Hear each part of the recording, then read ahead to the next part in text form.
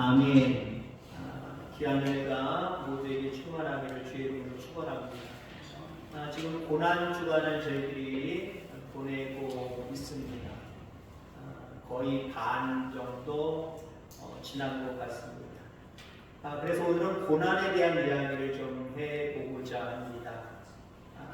고난, 아픔, 그리고 오늘 본문 속에 6절에 보니까 잠깐의 근심, 모든 것들을 아우르는 내용이죠. 오늘은 고난이라고 하는 단어로 설명을 드리겠습니다.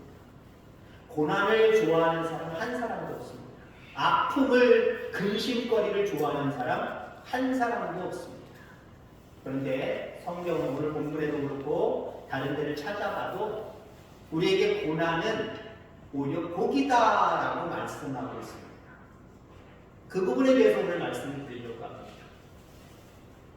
어렸을 때 여러분들 남자들은 그 누리끼리한 난닝구, 형한테 물려받은 난닝구 그것만 입고 주사 맞은 적이 많았을 겁니다. 여자들도 이렇게만 올리고 하는 경우들도 많이 있습니다만 그때 생각하면요, 저는 그래도 나름대로 좀 담대했던 것 같아요. 나름대로 울지는 않았던 것 같고요. 그러면서 맞은 적은 있는 것 같은데 심한 애도 엄청 심해요. 도망가버립니다. 집까지 도망가는 아이들도 있어요. 맞을 때만 우는 게 아니라 맞고 나서 계속해서 우는 아이들이 있습니다. 근데 보세요. 지금은 얼마나 행복한 시대입니까? 아이들 요즘 시대도 주사 맞으면 우는 아이들 많이 있더라고요. 근데 옛날에 여러분들 어렸을 때 맞았던 주사는 왜 이렇게 굵어요? 기술이 발달이 안 돼서 다 굵어 보여요. 요즘은요 아주 얇아요. 어떤 거는요 불도장이라 해서 그냥 주사바늘이 거의 안 보이고 주사기처럼 앉아있고 꼭 도장기식이 그냥 찍어버리면 바로 그냥 주사가 맞춰지는 거예요. 옛날에 주사 맞으면 사탕이 어디 있습니까? 선물이 어디 있습니까? 요즘 애들은요 그 의사 앞에 사탕 같은 게 있어요. 막대 사탕도 있고 별로의 사탕이 다 있어요. 이거 잘 마시면 이거 줄게 고 유혹 속에 아이들이 울지도 않고 막 참아내는 그런 모습들도 있습니다. 근데 보세요. 옛날에 별것도 아닌 질병, 오늘날로 얘기하면 오늘날은 별것도 아닌 질병인데 어렸을 때, 여러분들 어렸을 때 별것도 아닌 지금날의 질병이 그때 걸렸다고 생각해보세요. 돌아가신 분들 많았잖아요. 호적 신고를 태어나자마자 바로 안 해볼 겁니다. 3개월 때문에 늦으면 1개월, 우리 집사람 경우 같은 경우는 7살, 8살이 됐는데도 불구하고 이 세상 사람이 아니에요. 신고를 안 한 거예요. 실수로. 우리가 실수한 게 아니라 이장이라든가 주변에 낀 사람들이 실수를 한 거예요. 일부러 호적신고를, 출생신고를 늦게 했어요. 왜? 그만큼 어렸을 때 열기라든가 여러 가지 다른 질병으로 죽어가는 사람들이 많았기 때문에. 요즘은 우리나라 그런 거 없잖아요. 요즘은 왜 이렇게 많은 주사들을 맞습니까? 우리 하은이가 이제 간호 실습을 나가는데 쟤네들은 나뿐만 아니라 상대방에게도 병을 옮기지 않기 위해서 모든 질병의 병들에 대한 주사를 다 맞아야 됩니다. 그 항체가 있는지 없는지조차도 조사하고 그거 다 지금 통과돼가지고 이제 이번 달 중순서부터는 이제 실습을 나가게 됩니다. 나뿐만 아니라 상대방에게도 유익하게 만들어 버리려고 아픔을 잠시 참아야 됩니다. 자, 성경은 왜 고난을 축복이라고 말하는가라고 하는 부분에 대해서 오늘 성경의 이야기를 보면서 함께 나누고자 합니다. 주후 64년, 그러니까 지금으로부터 거의 2000년 전이죠. 2000년 전에 로마에서 큰 화재가 일어났습니다. 6일 동안 활활 탔어요. 지금처럼 콘크리트가 어디 있습니까? 대부분이 다 나무고 그렇죠. 돌로 쌓은 거 말고는요. 활활 탔어요. 6일 동안 로마 시내가 대부분 불에 타버렸습니다. 화재가 진압된 후에 사람들에게서 무슨 소문이 터졌냐면은 그 당시 황제가 네로입니다. 네로 황제. 그 유명한 네로 황제. 네로 황제가 예술을 되게 좋아하는데 이 로마 시내를 예술적으로 다시 꾸미기 위해서 예술적으로 도로를 뚫고 예술적으로 건물을 세우고 그러려고 일부러 불을 낸 거다. 그게 사실인지 아닌지 잘 모르겠습니다만은 네로 황제가 이거 안 되겠다. 왜요? 자기가 지금 6일 동안 불타서 로마 시대가 다 불탄 게 자기 책임으로 많은 백성들, 많은 사람들이 지금 이야기하고 있잖아요. 쑥닥쑥닥거리고 있잖아요. 이거 어떻게 하지? 내가 아니라는 것을 많은 사람들에게 어떻게 내가 얘기해서 내 귀 쑥닥거리는 거 이거 어떻게 좀 지나가 버리게 하지? 그때 이 네로가 생각해낸 것이 예수 믿는 사람. 당시의 초대교회 예수 믿는 사람들 요것들한테 다 뒤집어줘야 되겠다. 내가 부르는 게 아니라 예수 믿는 저 작자들이 초대교회 교우들이 불을 낸 거다. 이렇게 소문을 냅니다. 왕의 소문이니까요. 왕을 욕하는 것도 사실 찔리잖아요. 발각되면 큰일 나기도 하잖아요. 그러니까 일반 국민들도 가만히 생각할 때 백성들도 그런가? 그리스도인들이 불냈나? 그러고도 남을 사람들이 야! 한마디로 그들은 그리스도인들 줄 오해하니까요. 그래서 어떻게 됐느냐? 그리스도인들을 그때부터 잡아가고 고문을 가하고 처형을 하기도 하고 많은 그리스도인들이 그 처형당하고 고난당하는 모든 것들을 피해서 뿔뿔이 헤어지게 되었다라고 하는 겁니다. 자, 이런 고난의 시대에 쓰여진 책이 베드로전서, 베드로후서입니다. 자, 베드로가 오늘 본문에서 말하고 있습니다. 고난은 고통이지만 절망은 아니다. 오히려 고난은 축복이 될 수 있다. 한마디로 현대인의 성경으로 풀어서 이야기하는 이런 얘기를 우리에게 이야기해 주고 있는 거예요. 그 고난의 시대에 살고 있었던 베드로. 고난을 당하면서도 어디에서 고난을 베드로가 당했는지 모르지만 그 고난을 당하면서도 이게 잠시라는 거예요. 그리고 이것은 우리에게 축복이 될 수 있다. 축복이다. 라고 선언하고 있다라고 합니다. 자, 고난은 우리에게 두 가지 복을 가져옵니다. 어떤 복을 가져올까요? 우선은 우리에게 연단의 축복을 주십니다. 연단이 뭡니까? 6절 말씀에 그러므로 너희가 이제 여러 가지 시험으로 말미암아 잠깐 근심하게 되지 않을 수 없으나 라고 말하고 있지요. 오히려 크게 기뻐하는도다. 그러면서 7절 너희 믿음의 확실함은 불로 연단하여도 없어질 금보다 더 귀하여 예수 그리스도께 나타나실 때의 칭찬과 영광과 존귀를 얻게 할 것이다. 처음에 금을 발견했을 때 그 금은요, 우리가 생각하는 이런 데다 낄 수 있는 완전히 순금이 아니에요. 불순물들이 많이 섞여 있는 그런 금입니다. 그럼 여러분 그 금을 어떻게 완전 순금으로 만들죠? 불에다 넣잖아요. 그냥 넣으면 큰일 납니다. 그릇 같은 거 온도에 잘 견딜 수 있는 큰 그릇에다, 좋은 그릇에다가 새 그릇에다가 담는 겁니다. 그리고 그것을 몇 도에다 갖다 대냐면 정확히는 1100도가 조금 안 돼요. 거의 1000도니까 1000도가 넘어갑니다. 생각해보세요, 여러분들. 100도 펄펄펄펄 끓는 냄비에 물 여러분 손 담글 수 있어요? 못 담글 거예요. 못 담글 겁니다. 절대 못 담글 겁니다. 왜? 담그는 순간 우리 손은 화상을 입어버려요. 그거의 10배 이상. 10배가 10배 이상. 금은 그렇게 돼서 어떻게 불순물들을 빠지고 순금이 남아버리는 거예요. 오리지널 금이 남는 거예요. 진짜 금이 남는 거예요. 여러분, 우리의 믿음이 순금과 같습니까? 내가 그래도 몇십 년 믿어왔으니까 내 믿음은 순금과 같아. 그런 분들 한 분도 없으실 줄 분명히 믿습니다. 왜? 우리 순금과 같은 믿음을 가진 사람이 이 세상에 한 사람도 없어요. 아직도 연단해야 될 믿음을 우리는 가지고 있어요. 아직도 연단해야 되는 믿음. 여러분들이 말할 때 저 사람 참 훌륭하신 분이야, 저 사람의 믿음은 순금이야 라고 우리가 이야기할 수는 있지만 그 사람은 순금 아니에요. 더 연단될 부분들이 상당히 많이 있다라고 하는 거예요. 그럼 우리가 연단받는 게 왜 귀한 거냐? 세상 사람들은 필요 없어, 연단 안 받으면 되지. 믿음 좋아지는 거 필요 없어, 나는 세상 게 최고야 라고 세상 것들 추구하며 살아갑니다. 근데 우리는 왜 믿음이 최고라고 이야기해야 될까요? 바로 7절 말씀 후반절에 그리스도께서 나타나실 때의 칭찬과 영광과 존귀를 얻게 할 것입니다. 아까 우리가 함께 기도 제목 나눌 때 하나님 심판대 앞에 다 섭니다. 그리고 잘했다 못했다 두 개로 결정 나버리는 거예요.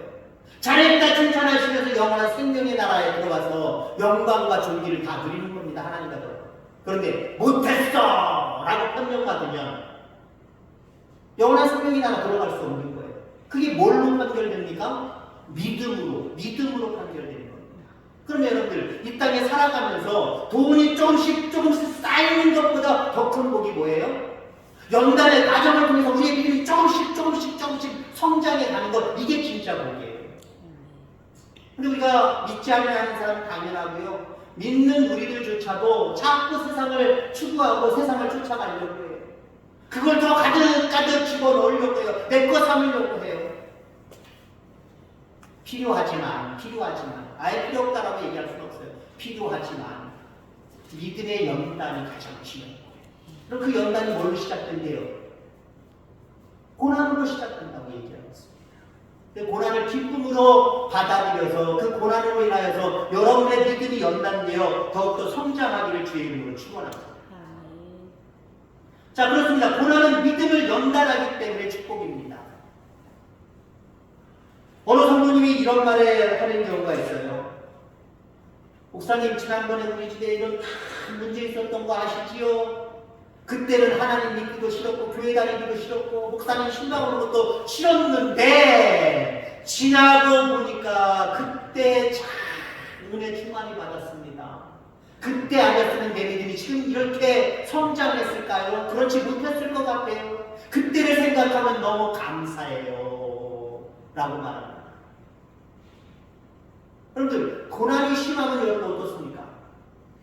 때로는 내가 수십 년 믿어왔던 하나님도 필요 없고 그 하나님 앞에 예배 드리는 것도 이거 예배 드려야 되나 말아야 되나 그런 고민도 있을 거고요. 많은 아픔들이 있을 겁니다. 그러나 시간이 지나놓고 바라보면요, 그때가 은혜였던 거예요. 그때가 축복을 부어주시기 시작하는 것 시기였다는 거예요. 여러분, 이 사실을 분명히 기억하는 저와 여러분들 다 되기를 주의 이름으로 축원합니다. 연단이라고 하는 단어는요, 헬라어로 도키모스입니다. 도키모스.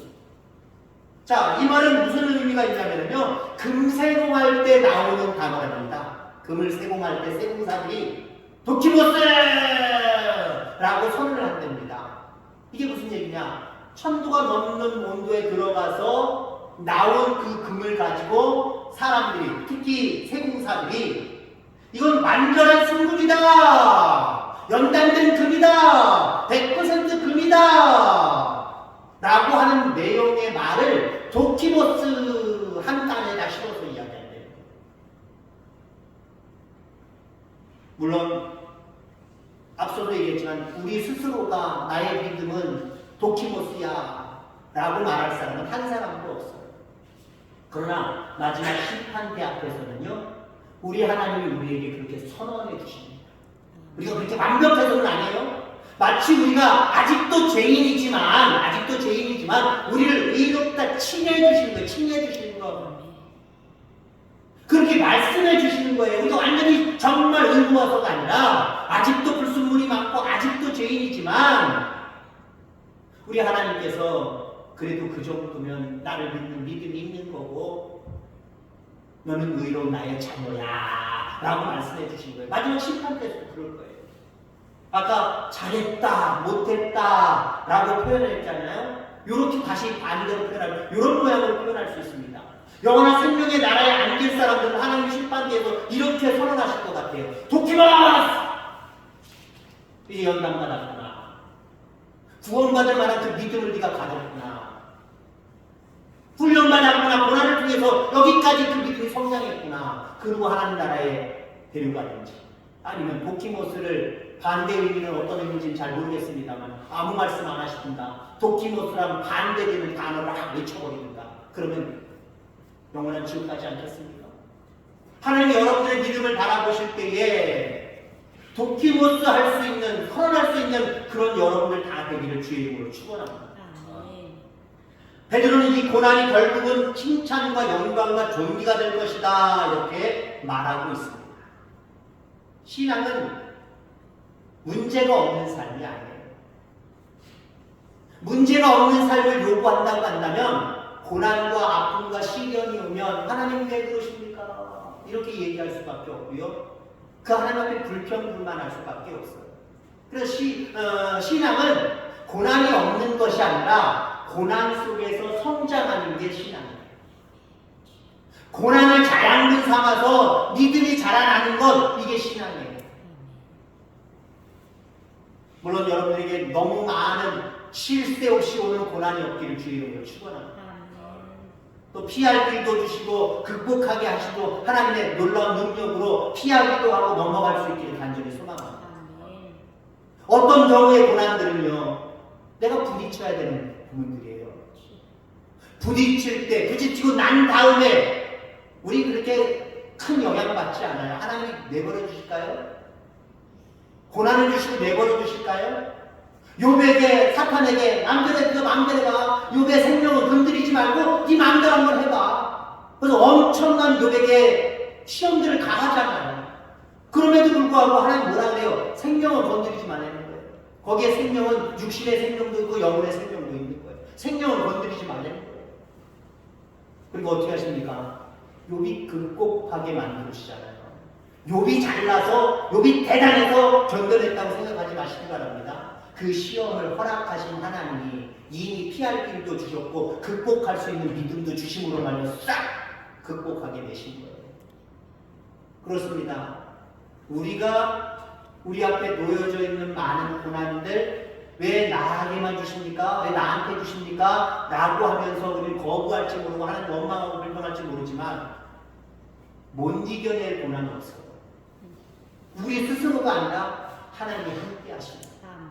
하나님이 함께 하시기를 간절히 소망하면 그 문제를 가지고 그 고난을 가지고 하나님이 함께 해주시옵소서 라고 하면 그 고난을 우리는 못 이길 것 같지만 결국 이겨냅니다. 이겨내고 우리에게 주어진 축복이 뭐예요? 믿음이 자라는 거죠. 그리고 다른 것들로도 하나님 은혜를 베풀어 주십니다. 욥이 믿음이 자랐지요? 여러 가지 많은 고난을 통해 욥이 믿음이 자랐습니다. 믿음만 자랐습니까? 하나님이 2배 이상으로 그에게 물질적인 것도 채워주셨습니다. 표면적인 것도 채워주셨습니다. 하나님의 고난은 그런 거예요.